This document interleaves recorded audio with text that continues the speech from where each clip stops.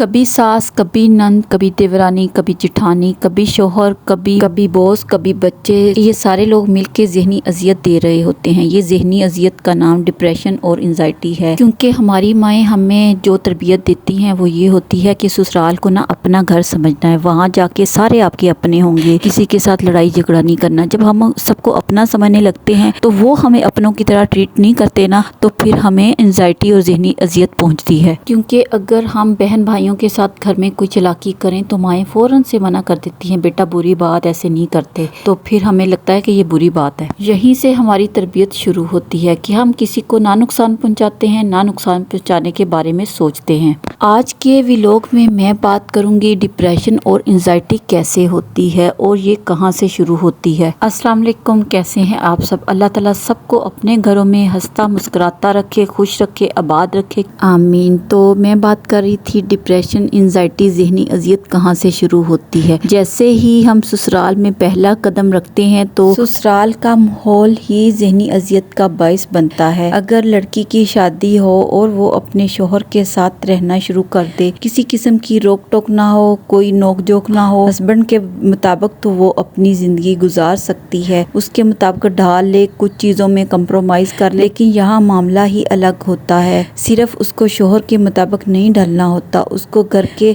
जितने भी लोग हैं उनके मुताबिक अपने आप को डालना पड़ता है, जिसकी वजह से वो कहीं घुट घुट कर जीने लगती है। यही घुटन उसके डिप्रेशन की वजह बनता है।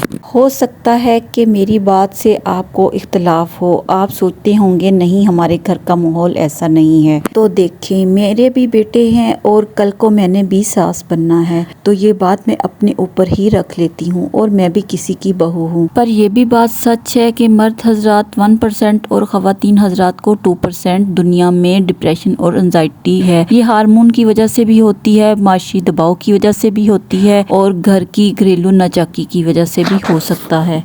मुझे भी जब डिप्रेशन हुआ तो उसकी दो ही वजूहात थी। एक, मेरी सोच और मेरे ससुराल वालों की सोच आपस में नहीं मिलती, और सेकंड नंबर पे माशी हालात इतने ख़राब थे और हर वक्त यही फिक्र लगी रहती थी कि क्या बनेगा, कहाँ से आएगा, क्या करेंगे। तो मुझे तो डिप्रेशन होने की यही वजूहात थी। तो बात को मैं आगे शुरू करती हूँ। आप प्लीज़ मेरी वीडियो को स्किप ना किया करें, चैनल को लाइक और सब्सक्राइब कर दें और ये भी बताएं कि आप मेरी वीडियो को किस जगह से देख रहे हैं। ज़हनी अजियत कहाँ से शुरू होती है? ये हमारे मेके से ही शुरू हो जाती है। आप सोचेंगे कि मैं भी क्या कह रही हूँ। वो ऐसे कि अम्मी जब हमें कहती है ना कि ससुराल ही तुम्हारा असल घर है, लेकिन जब ससुराल में आते हैं तो ना मर्जी से बैठ सकते हैं, ना मर्जी से सो सकते हैं और ना ही मर्जी से कहीं आ जा सकते हैं। तो बस फिर वहाँ से शुरू हो जाती है घुटन। जब अपनी मर्जी से, क्योंकि मैंने अक्सर देखा है कि लड़कियों को अक्सर मायके भी नहीं जाने दिया जाता। जब मैके जाती हैं तो फौरन घर में लड़ाई झगड़ा और फसाद शुरू हो जाता है। जो मुझे पॉइंट समझ आता है वो यही है कि खवातीन को फैसले करने की इजाज़त नहीं होती। वो एक कंट्रोल माहौल में रह रही होती हैं, अपने मर्जी से अपने लिए बेहतर फैसले नहीं कर सकती। कंट्रोल माहौल और कंट्रोल फैसले ही बेबसी का सबब बनते हैं। फैसले के बाद जो अगला पॉइंट है वो है मुकाबलेबाजी। भरे पड़े घर में जहाँ पे सारे लोग होते हैं उसी जगह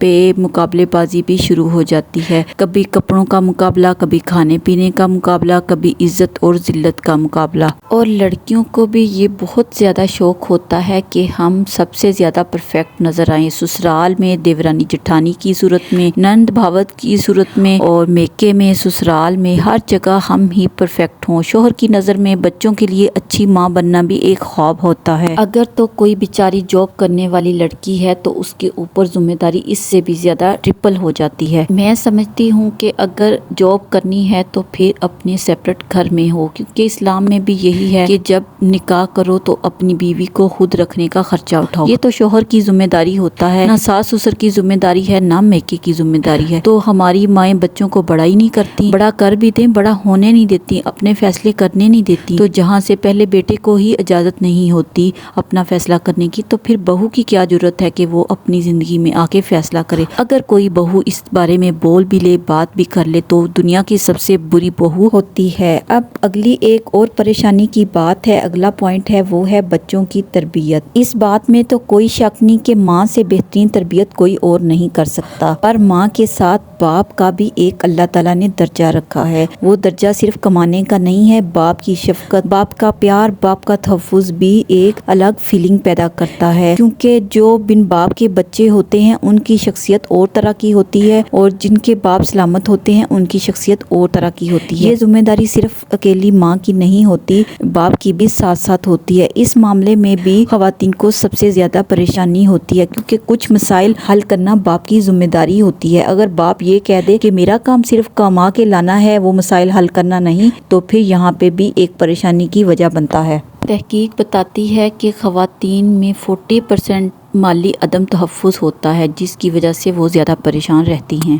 چوتھا پوائنٹ میں آپ سے شیئر کرتی ہوں وہ ہے ایک سپورٹ۔ ایموشنل سپورٹ ویسے ہی ضروری ہے جیسے فائنینشل سپورٹ۔ ایموشنل سپورٹ میں ایک دوسرے کا ساتھ دینا، یہ ایک جملہ ہی کافی ہوتا ہے عورت کو تحفظ دلانے کے لیے کہ میں نا تمہارے ساتھ ہوں، تم جہاں مشکل پاؤ گی وہاں مجھے پاؤ گی۔ یہ مرد کا عورت کے لیے کہہ دینا یا عورت کا اپنے شوہر کے لیے کہہ دینا بے حد ضروری ہے۔ اگر ایموشنل سپورٹ نہ ہونا تو پھر لڑائی جھگڑے، احساس تنہائی اور قدری جیسے معاملات پیدا ہوتے ہیں۔ اسلام بھی تو عورت کو کتنی عزت دیتا ہے۔ اللہ تعالیٰ نے تو پہلے ہی قرآن پاک میں ارشاد فرمایا کہ تمہیں میں نے ایک دوسرے کے لیے سکون کا باعث بنایا ہے۔ جہاں تک فیصلوں کی بات ہے تو آپ صلی اللہ علیہ وآلہ وسلم اپنی ازواج سے بہت سارے مشورے لیا کرتے تھے۔ پلیز میری آپ سب سے ریکویسٹ ہے، گزارش ہے، بہنوں سے، بھائیوں سے، ایک عورت کو پرسکون رہنے دے تاکہ وہ اپنے بچوں کی اچھی تربیت کر سکے اور اپنے گھر کو جنت بنا دے۔ دعاؤں میں یاد رکھنا۔ اللہ حافظ۔